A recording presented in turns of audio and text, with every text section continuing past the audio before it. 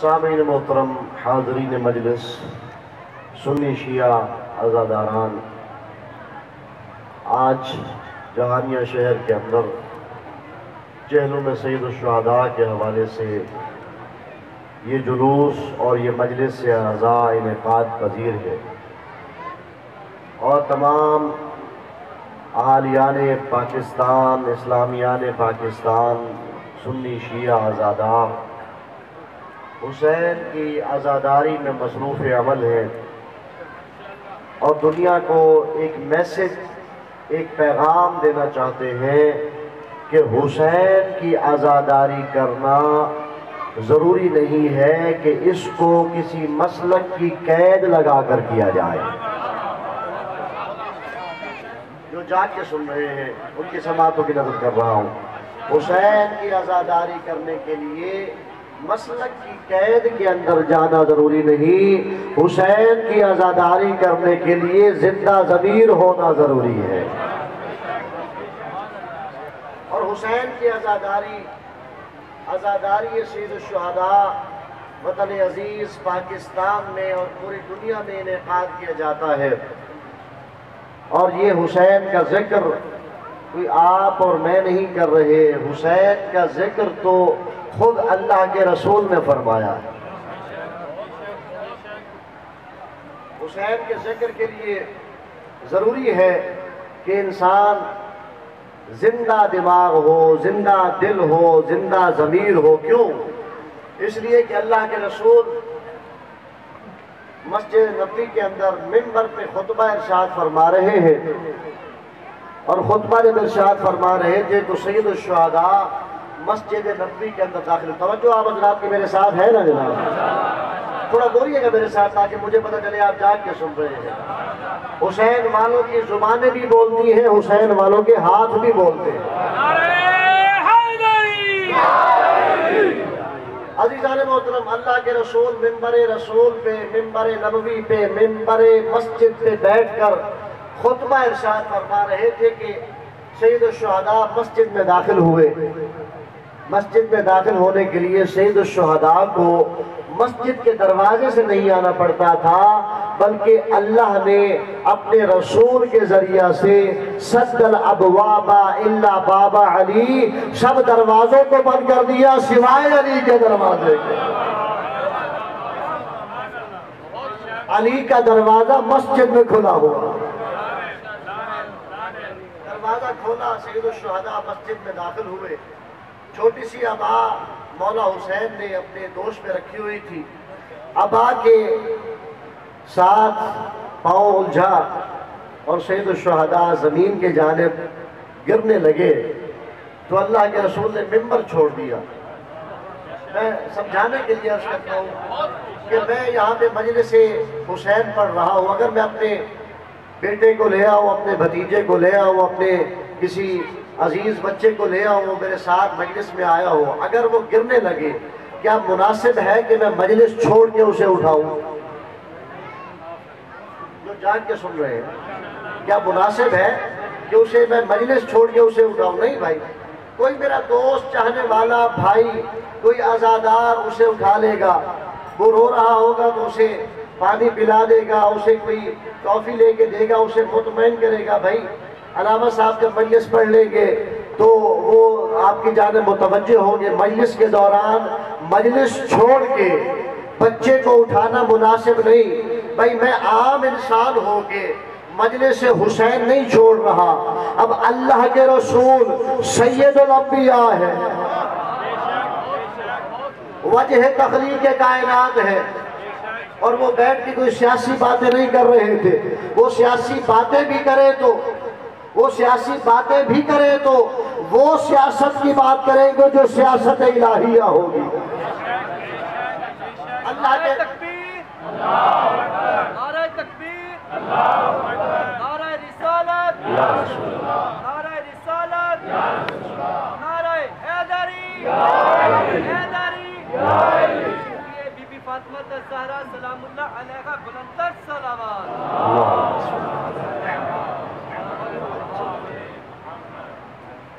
اللہ کے رسول قرآن کی تفسیر بیان فرما رہے ہیں۔ آپ نے خطبے کو روک دیا اور خطبے کو رک جانے کے بعد منبر سے اترے اور جا کے سید الشہداء کو اٹھا لیا،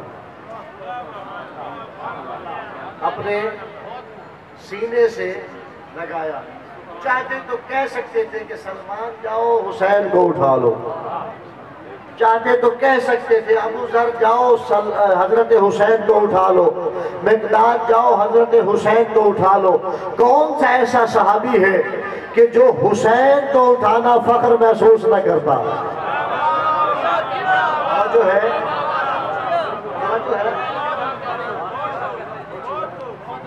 روایات میں ملتا ہے کہ حضرت عبداللہ ابن عمر امام حسن اور امام حسین کے حوالے سے دونوں کے ساتھ یہ واقعہ منسوب ہے، بچپنا ان کا بھی ہے ان کا بھی ہے۔ امام حسن سے بھی منسوب ہے واقعہ، امام حسین سے بھی منسوب ہے۔ امام حسن نے یا امام حسین نے حضرت عمر کے بیٹے عبداللہ سے یہ کہہ دیا غلام زادے، کب کہا؟ جب وہ حاکم وقت تھے۔ اب حاکم وقت کا بیٹا ہو اسے غلام زادہ کہا جائے، انہیں غصہ تو آئے گا۔ انہیں غصہ آیا، گئے اپنے بابا کے پاس، بابا میں حاکم وقت کا بیٹا ہوں، حسن نے مجھے حسین نے مجھے غلام زادہ کہا ہے۔ اب انہیں معلوم تھا حسین کا مقام کیا ہے۔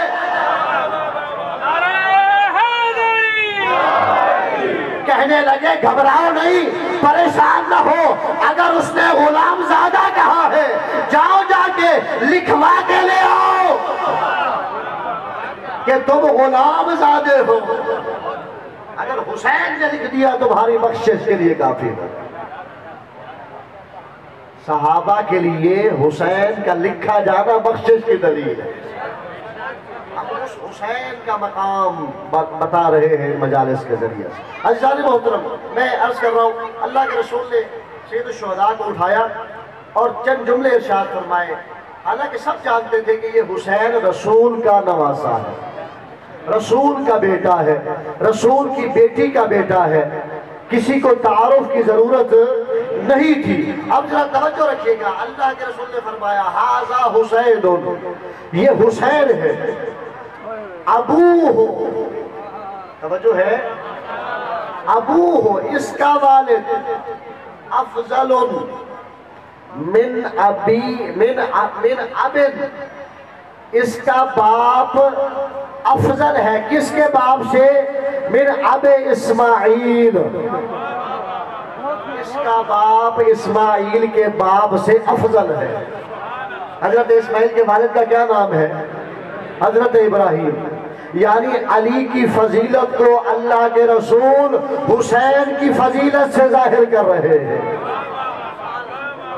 میرے محترم بڑے خوبصورت انداز میں تبلیغ دین فرما رہے تھے، اور کوئی شک نہیں ہے کہ اللہ کے رسول نے فرمایا ان الحسن والحسین سیدا شباب اہل الجنہ، میرا بیٹا حسین میرا بیٹا حسن دونوں جوانان جنت کے سردار ہیں۔ یہ بتاؤ کہ کیا سب انبیاء جنت میں جائیں گے یا نہیں؟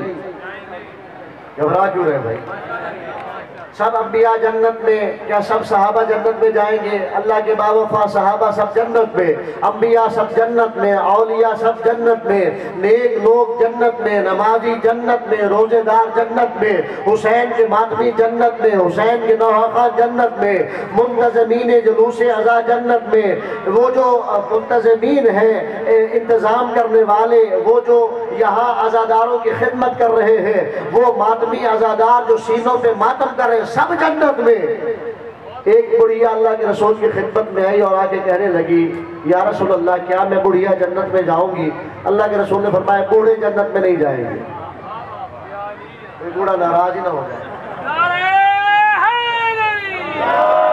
پہلے بات سن لیجئے گا، کوئی بوڑھا آدمی بزرگوں کا احترام واجب ہے، جس کی ریش مبارک میں ایک سفید بال آ جائے حدیث میں اس کا احترام کرو۔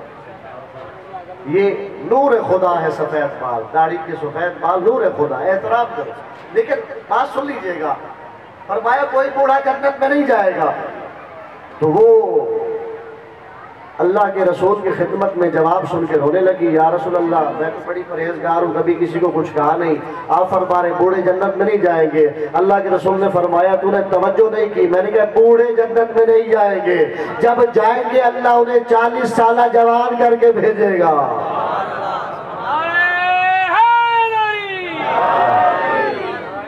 40 سالہ جوان کر کے بھیجے گا۔ آپ ذرا توجہ رکھیے گا، جو جو جنت میں جائے گا وہاں اسے حسین کی سرداری قبول کرنی پڑے گی۔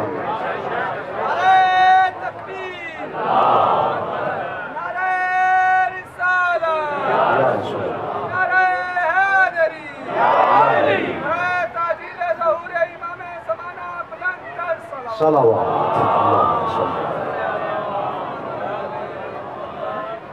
ایک صلوات ذرا مل کے بآواز بلند پڑھیے۔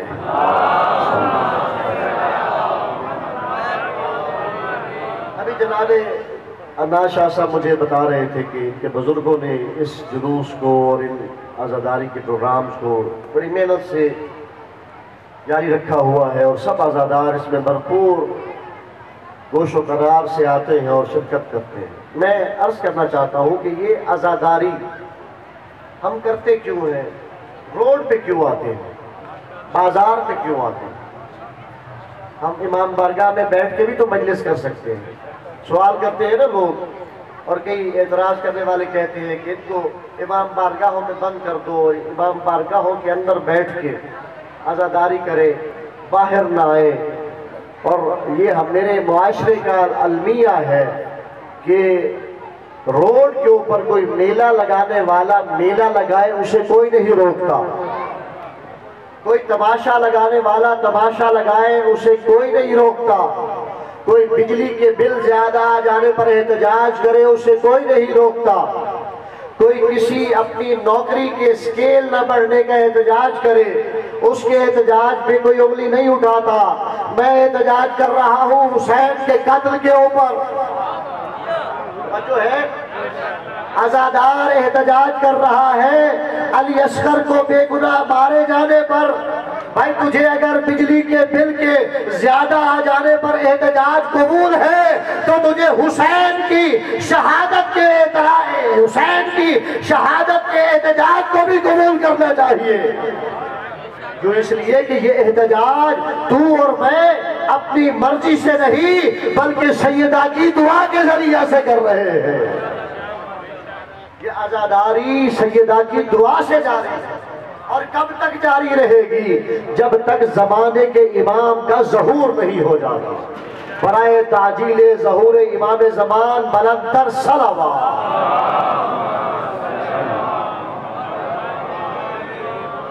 ہم بازار میں آتے کیوں ہیں؟ بس ایک جملہ دے کے میں اپنی اس بات کو اختتام کی جانب لے جاؤں۔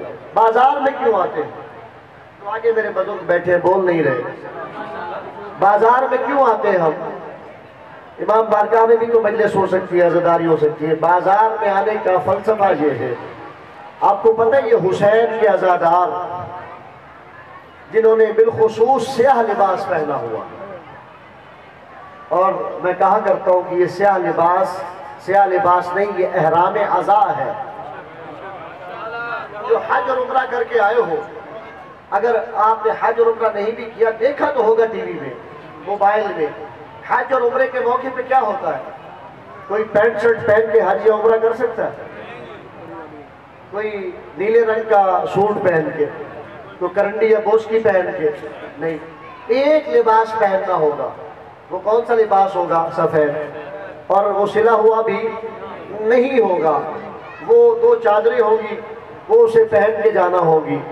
بھئی حسین کی عزاداری میں جو سیاہ لباس پہن کے آئے بیٹھے ہیں نا، میں ان سے بالخصوص مخاطب ہوں۔ کیوں؟ اس لیے کہ آپ نے احرام عزا پہنا ہوا ہے، آپ ترجمان ہیں حسین کے۔ کوئی ایسا عمل نہ کرنا کہ جس سے حسین کی غلط ترجمانی ہو جائے۔ آپ کو دیکھ کے لوگوں نے حسین تو پہچاننا ہے۔ حسینیت زندہ باد، حسینیت زندہ باد، یزیدیت مردہ باد، یزیدیت مردہ باد، نعرہ حیدری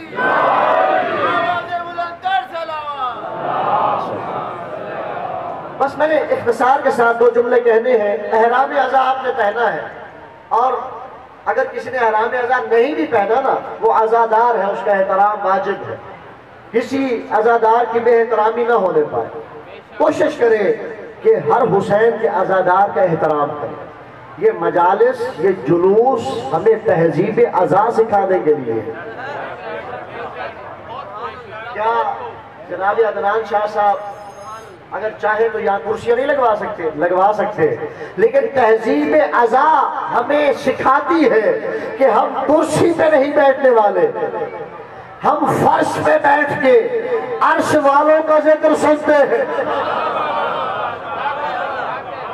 اور یقین کر لیں، جب فرش پہ بیٹھ کے اس ذکر کو سنتے ہیں نا، ایسا لگتا ہے کہ ہم عرش پہ بیٹھ کے سن رہے ہیں۔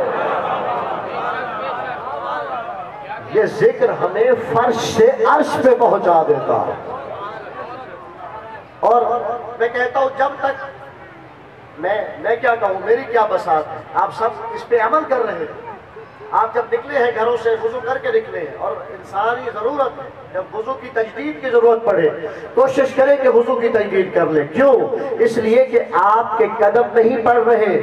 توجہ رکھیے گا، جس مقصد کے لیے بات کو شروع کیا۔ اب بازار میں کیوں آئے؟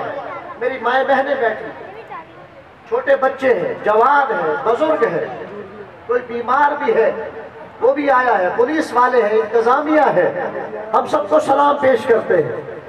جو قدم چل کے آیا ہے حسین کی مجلس کے لیے، میں کہتا ہوں اس کے قدم کی خاک ہم سب کی آنکھوں کا سرما ہے۔ حسین کے عزادار کا مقام کیا ہے؟ آیت اللہ سید مہدی بحر العلوم، ایک عارف مجتہد، ان کے بارے میں ملتا ہے کہ وہ حلقہ ماتم میں چلے جاتے تھے، اور کوئی ماتمی اگر گزرتا تھا نا، اس کے قدموں کی خاک اٹھاتے۔ کسی نے کہا کہ آپ آیت اللہ ہے، مجتہد زمان ہے اور عارف باللہ ہے، آپ ایک عام عزادار کی پاؤں کی خاک اٹھا رہے ہیں۔ انہوں نے یہ جواب دیا، عارف باللہ مجتہد تھے، فرمانے لگے تجھے معلوم نہیں ہے جو یہ عزادار گزرا ہے، اس کے پاؤں کے نیچے ابھی فرشتے نے اپنے پر کو بچھایا ہے۔ جو عزادار بازاروں میں آئے ہیں، یہ بازار بھی ہمارے ہیں، یہ جہانیہ بھی ہمارا ہے، یہ صوبہ پنجاب بھی ہمارا ہے، یہ پاکستان بھی ہمارا ہے، یہ ملک ہم نے بنایا تھا اور ہم ہی اس ملک کو بچائیں گے۔ ہم ہر کوچہ و بازار کے اندر جا کر، ہم شہراؤں میں جا کر اس لیے ماتم کرتے ہیں، اس لیے حسین کا ماتم مجلس عزاداری کرتے ہیں کہ جہاں جہاں پر حسین کے عزاداروں کے قدم لگتے جائیں گے، فرشتے اپنے پر بچھاتے جائیں گے، برکتیں پھیلتی چلی جائیں گی۔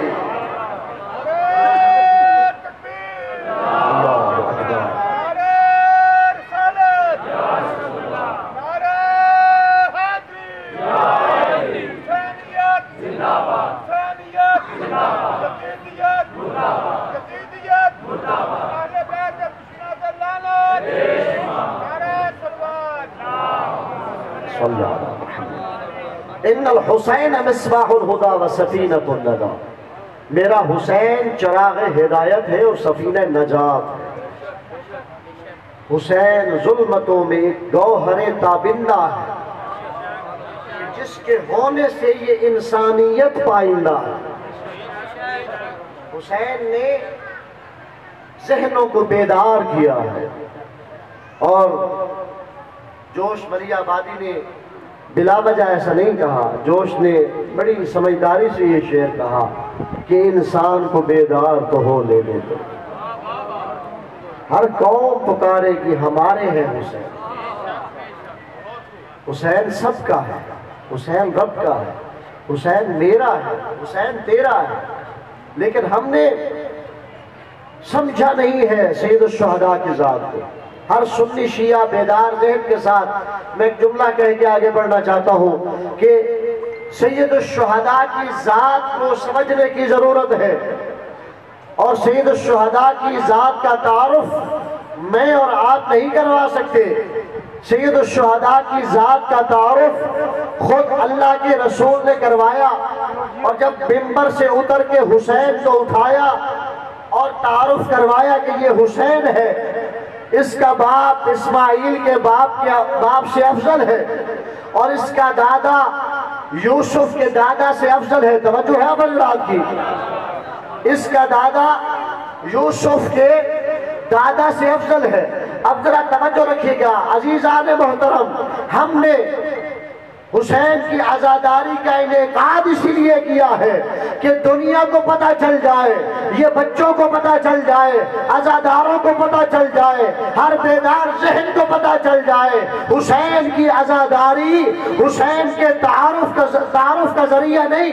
میں اور آپ کون ہوتے ہیں جو حسین کا تعارف کروائے؟ ہم تو صرف یہ بتا رہے ہیں کہ ہم حسین والے ہیں، عزاداری کر کے حسین کے محبین میں اپنا نام لکھوا رہے ہیں۔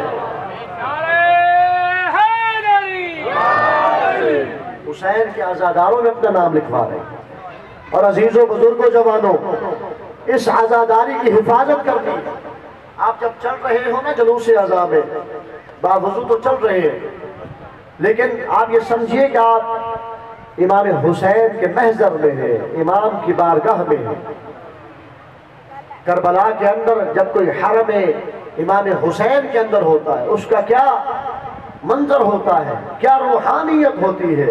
یہ عزاداری کے جلوس نہیں، یہ قبۃ الحسین ہے۔ آپ حسین کے روضے کے اندر ہیں، آپ بازار میں نہیں بیٹھے، آپ کربلا میں بیٹھے ہیں۔ کل یوم عاشورا و کل ارض کربلا، ہر دن عاشورہ کا دن ہے، ہر زمین کربلا کی زمین ہے۔ جہاں جہاں حسین حسین ہوگا وہاں کربلا انعقاد پذیر ہو جائے گی۔ صلوات بھیجئے محمد و آل محمد۔ بس ایک جملہ سن لیجیے اور میں منزل مسائل پہ آ جاؤں۔ یہ حسین کا ذکر تیری اور میری بقا کا وسیلہ ہے، یہ حسین کا ذکر تیری اور میری نجات کا ذریعہ ہے، یہ حسین کا ذکر تیری اور میری بخشش کا سامان ہے، یہ حسین کا ذکر صرف حسین کا تذکرہ نہیں، یہ حسین کا ذکر یقیناً جب ہم کرتے ہیں نا اپنی زبانوں کو بھی معطر کرتے ہیں، اپنے ذہنوں کو بھی معطر کرتے ہیں۔ یہ دلوں کی پاکیزگی ہے، یہ ذہنوں کی پاکیزگی ہے۔ صلوات بھیجئے محمد و آل محمد۔ اور میں نے کہا نا کہ جب عزاداری کے جلوس میں ہو، جب مجلس میں ہو، تو اپنے آپ کو محضر حسین میں محسوس کریں کہ آپ محضر حسین کے اندر ہیں۔ اور جب محضر حسین میں کوئی ہوتا ہے تو اس کی زبان پہ ایک ہی جملہ ہوتا ہے، کیا ہوتا ہے؟ آپ احرام عزا پہنے ہوئے ہیں، جب کعبہ میں کوئی ہوتا ہے تو کیا کہتا ہے؟ لبیک اللہم لبیک۔ جب محضر حسین میں ہوگا تو وہ کیا کہے گا؟ لبیک یا حسین۔ سب بولیے گا لبیک یا حسین۔ دائیں ہاتھ بلند کریں، لبیک یا حسین۔ سب اپنا دائیں ہاتھ بلند کر کے اونچی آواز میں لبیک یا حسین، لبیک یا حسین۔ عزاداری سید الشہداء ہمارا ایک قانونی، مذہبی اور آئینی حق ہے، اس سے ہمیں دنیا کی کوئی طاقت روک نہیں سکتی۔ جب بنو امیہ نہ روک سکے،